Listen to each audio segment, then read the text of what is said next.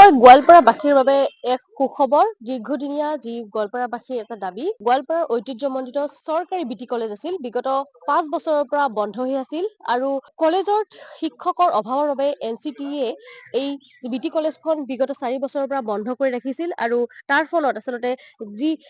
নামনি অসমৰ বিভিন্ন ঠাইৰ পৰা যিসকল শিক্ষাৰ্থী ইয়াত যি গোৱালপাৰাৰ যি ঐতিহ্যমণ্ডিত চৰকাৰী বিটি কলেজখন পঢ়িবলৈ আহিছিল সেয়া আচলতে বন্ধ হৈ আছিল আৰু বন্ধ হোৱাতে বিভিন্ন ধৰণৰ যি প্ৰতিক্ৰিয়াৰ সৃষ্টি হৈছিল লগতে বিভিন্ন অসুবিধাৰ সন্মুখীন হৈছিল গোৱালপাৰাৰ লগতে নামনি অসমৰ যিসকল ছাত্ৰ ছাত্ৰীসকল আৰু এই বিটি কলেজখন পুনৰ উজ্জীৱিত কৰাৰ বাবে আচলতে বিভিন্ন ধৰণৰ যি দল সংগঠনৰ পৰা আদি কৰি বিদ্যালয় কলেজখনৰ যিখন শিক্ষক শিক্ষয়িত্ৰী আছিল সকলোৱে আচলতে বিভিন্ন ধৰণৰ ব্যৱস্থা গ্ৰহণ কৰাবলৈ চেষ্টা কৰিছিল কিন্তু বিগত 5 বছৰৰ পৰা এই বন্ধ হৈ থকা চৰকাৰী বিটি কলেজখনলৈ এতিয়া এটা সুখবৰ কঢ়িয়াই অনা দেখিবলৈ পোৱা গৈছে আৰু যিহেতু এই কিছুদিন পূৰ্বে আচলতে যি অসমৰ যি শিক্ষামন্ত্ৰী ৰণোজ পেগু ডাঙৰীয়াই টুইট যোগে ঘোষণা কৰিছিল এই গোৱালপাৰাত থকা যি চৰকাৰী বিটি কলেজখন পুনৰ উজ্জীৱিত কৰা হ'ব আৰু এইখন খুলি দিয়া হ'ব আৰু যিসকল ছাত্ৰ ছাত্ৰীয়ে এই শিক্ষাৰ পৰা আচলতে বঞ্চিত হৈ আছিল সেইসকল ইয়াতে পুনৰ ইয়াত শিক্ষা গ্ৰহণ কৰিব সুবিধা পাব সেয়া আচলতে তেওঁ টুইট যোগে ঘোষণা কৰাৰ পিছতে এতিয়া সকলোবোৰে এতিয়া দেখিবলৈ আনন্দৰ জোৱাৰ দেখিবলৈ পোৱা গৈছে বিদ্যালয় চৰকাৰী বিটি কলেজখনৰ যি প্ৰবক্তাসকল আছে তেওঁলোকৰ পৰা জানিবলৈ চেষ্টা কৰি আছিলে তেওঁলোকৰো নিশ্চয় সুখৰ এটা কথা বা সুখৰ বতৰ আগবঢ়াই আনা বুলি ক'ব লাগিব নিশ্চয়কৈ 4-5 বছৰৰ পৰা বন্ধ হৈ আছিল এই কলেজখন নামনি অসমৰ এখন ঐতিহ্যমণ্ডিত অতি পুৰণা এখন যি কলেজ কি ক'ব এতিয়া কি কম বহুত হতাশাৰ মাজত আশাৰ ৰেঙনি দেখা পাইছো সঁচাকৈয়ে ভাল লাগিছে 2019-20 বৰ্ষৰ পৰা আমাৰ এইখন বিটি কলেজ আমাৰ একাডেমিক সেশনবিলাক বন্ধ হৈ আছিলে অফিচিয়েল কাম কাজ চলি আছে ঠিকেই কিন্তু যিটো কাৰণত এখন কলেজ ইষ্টাব্লিছ হৈছিল যে আমাৰ টিচাৰ্ছ ট্ৰেইনিং ইনষ্টিটিউশ্যন যিবিলাক আনট্ৰেইন টিচাৰ থাকে সেই টিচাৰবিলাক ইয়াতে ডেপুটেড আহি পেলাই তেওঁলোকে ইয়াতে ট্ৰেইনিং প্ৰাপ্ত হয় বিগত 5টা বছৰত তেওঁলোকে সেইখিনি আমাৰ বিৰত থাকিব লগা হ'ল তেওঁলোকে এতিয়া বেলেগ বেলেগ ঠাইত যাব লগা হ'ল বহুত দুখেৰে তেওঁলোকে আমাৰ আগত কয় ছাৰ আপোনালোকৰ কলেজখন কেতিয়া খুলিব কিন্তু এখন কলেজ ৰানিং কৰিবলৈ হ'লে এতিয়া আমাৰ এডমিনিষ্ট্ৰেটিভ পইণ্ট অফ ভিউ কথাটো আহে সেইটো আমাৰ অসম চৰকাৰৰ কথা শেষ কথা নহয় সেইটো আহে আমাৰ NCTE national council for teacher education তেওঁলোকৰ মতে আমাৰ যিটো ৰুলছ আছে ৰেগুলেশ্যন 1993 যিটো ৰেগুলেশ্যন আছে সেইমতে আমাৰ 1+15 আমাৰ ফেকাল্টি লাগিব 1 means the 1 principal and 15 lecturer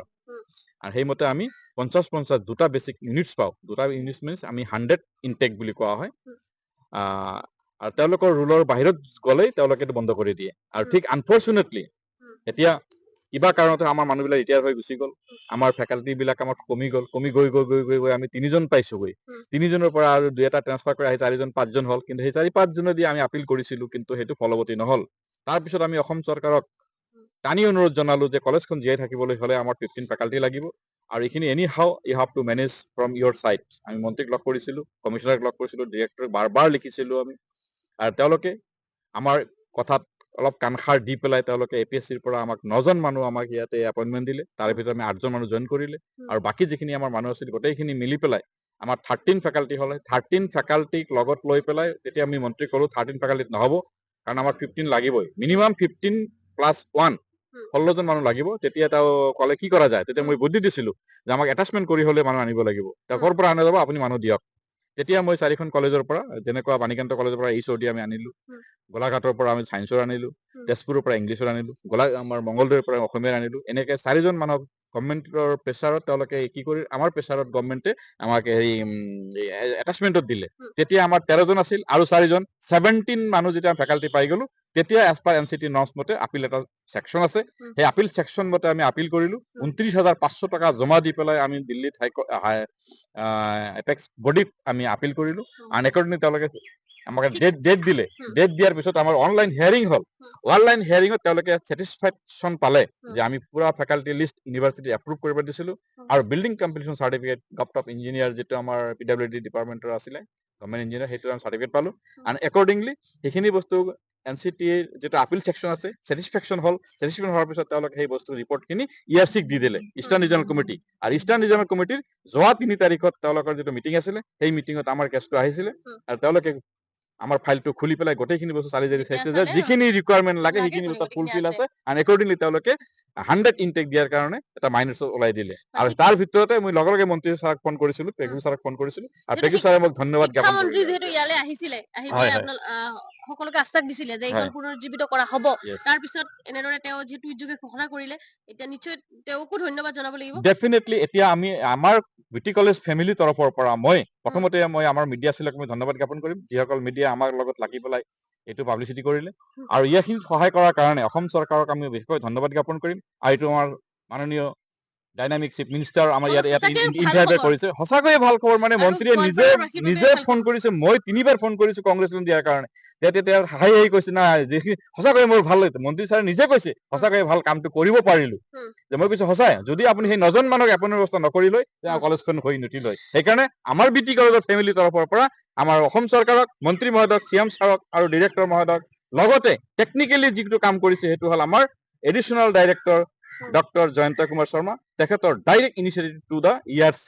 আৰু আমি এইটো আজি ফল পাইছো। আজি আমাৰ সকলোৰে মুখত হাঁহি বিৰিঙি আহিছে যে 2025-26 চনৰ বৰ্ষৰ পৰা আমি এডমিশ্যন দিব পাৰিম আৰু আমাৰ গোৱালপাৰাৰ এটা অভাৱ এটা পূৰণ হ'ল বুলি আমি দাবী কৰিব পাৰো, আশা কৰিব পাৰো। থেংক হয়, ইউ। যিহেতু গোৱালপাৰ নহয়, নামনি অসমৰ বিভিন্ন ঠাইৰ পৰা ছাত্ৰ-ছাত্ৰী ইয়াত ছাত্ৰীসকল আহিছিল আৰু ইয়াতে বিটি কলেজত পঢ়িছিল। এটা সময়ত আছিল যে নাম কৰা এখন কলেজ আছিল, ঐতিহ্যমণ্ডিত এখন কলেজ, 50 বছৰৰ অধিক হৈ গ'ল। ত' এইখন কলেজৰ বন্ধ হৈ থকা নিশ্চয়কৈ সকলোৰে মাজত গৈছে, এতিয়া সকলোৱে ভাল পাইছে। কি ক'ব নিশ্চয় আপুনি? ভাল পাইছো আমি। মই অফিচৰ হেড এচিষ্টেণ্ট হয়। উম, উম, মই যিখিনি জানো আমাৰ কলেজৰ ৰেকৰ্ড মতে 74ত কলেজখন ষ্টাৰ্ট হৈছিলে। আমাৰ ইয়াতে ডেপুটি টিচাৰ অনলি ডেপুট কৰা হয়। যদি ৰিমেইনিং চিটখিনি আমি ফ্ৰেছ কেণ্ডিডেট দি পেলাই নৰ্মছ মতে সেইমতে আমি ফিল আপ কৰোঁ। গতিকে আমাৰ এই 5 বছৰ বন্ধ থকাৰ কাৰণে অফিচিয়েলি আমাৰ যিটো অফিচ চলি আছে যদিও তথাপি একাডেমিক ছেকশ্যনটো বন্ধ হৈ থকাৰ কাৰণে আমাৰো অলপ বেয়া লাগে। অফিচত সিমান এটা এনাৰ্জি নাপাওঁ। এতিয়া বহুত ভাল লাগিছে। আমাৰ শিক্ষামন্ত্ৰী মহোদয়ক বহুত ধন্যবাদ জ্ঞাপন কৰিছো, লগতে আপোনালোকৰ মিডিয়াৰ চেলকো ধন্যবাদ জ্ঞাপন কৰিছো। আৰু অহা যেতিয়া আমি কলেজখন আমি মানে আনুষ্ঠানিকভাৱে অপেন কৰিম, হয়তো আমাৰ লোকেল কিছুমান মানুহ ষ্টিয়াৰিং কমিটিকো আমি মাতিব, আমি মানে চবফালেদি আনন্দ পাইছো। অসম চৰকাৰক ধন্যবাদ জনাইছো। Thank you. ধন্যবাদ, আপোনাকো ধন্যবাদ জ্ঞাপন কৰিছো। আৰু আমি দেখুৱাইছো গোৱালপাৰাৰ যি চৰকাৰী বিটি কলেজ, আৰু যিহেতু চৰকাৰী বিটি কলেজৰ যি আনুষ্ঠানিকভাৱে যি ইয়াৰ যি পুনৰুজ্জীৱিত কৰাৰ যি খবৰ লাভ কৰাৰ পিছতে সকলোৱে আনন্দিত হৈ পৰিছে আৰু এনেদৰে দেখিবলৈ পোৱা গৈছে সকলোৰে মুখত এতিয়া হাঁহি বিৰিঙোৱা পৰিলক্ষিত হৈছে। আৰু গোৱালপাৰা নহয়, নামনি অসমৰো এখন ঐতিহ্যমণ্ডিত এখন কলেজ, চৰকাৰী যি বিটি কলেজ গোৱালপাৰাৰ, আৰু এইখন আচলতে 4 বছৰৰ পৰা 5 বছৰৰ পৰা বন্ধ হৈ আছিলে। আৰু বিভিন্ন সময়ত দল সংগঠনেও বিভিন্ন সময়ত ইয়াৰ যি খুলি দিয়াৰ বাবে, বিদ্যালয়খন কলেজখন খুলি দিয়াৰ বাবে আন্দোলন কৰিছিলে, প্ৰতিবাদ কৰিছিলে। আমি বিভিন্ন সময়ত বাতৰি আমি প্ৰতিবেদন কৰিছিলো, বাতৰি পৰিৱেশন কৰিছিলো আৰু চৰকাৰক দৃষ্টিগোচৰ কৰিবলৈ চেষ্টা কৰিছিলো। আৰু আচলতে এই খবৰ লাভ কৰাৰ পিছত এতিয়া দেখিবলৈ পোৱা গৈছে সকলো পিনে আনন্দ দেখিবলৈ পোৱা গৈছে।